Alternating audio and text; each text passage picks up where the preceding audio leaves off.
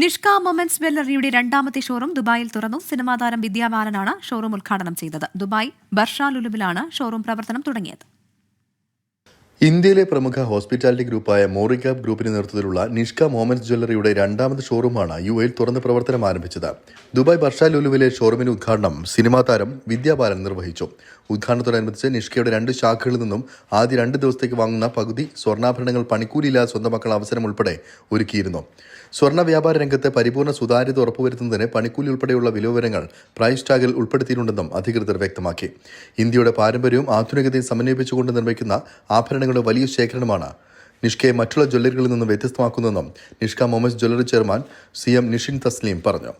ഒരു ഹാപ്പി ആയിട്ടുള്ള മൊമെന്റ്സ് ആണിത്. കൂടുതൽ പറയുകയാണെങ്കിൽ ഞങ്ങൾ രണ്ടാമത്തെ ഷോറൂമിൻ്റെ കൂടി ഇനാഗുറേഷനാണ്.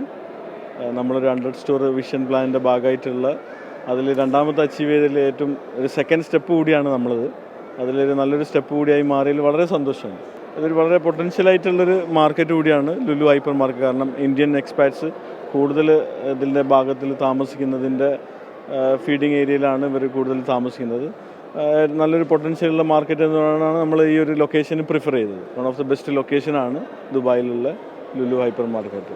10 വർഷത്തിനുള്ളിൽ ആഗോളതലത്തിൽ 100 ഔട്ട്ലെറ്റുകളും IPOയും അടുത്ത 10 വർഷത്തിനുള്ളിൽ 900 മില്യൺ ദിർഹത്തിന് നിക്ഷേപം നടത്താനുമാണ് ലക്ഷ്യമെന്നും അധികൃതർ വ്യക്തമാക്കി. ഉദ്ഘാടന ചടങ്ങിൽ Jeddah hospital chairman VP Muhammad Ali, Flora hotels chairman VA Hasan എന്നിവർ പങ്കെടുത്തു. 24 ദുബായ്.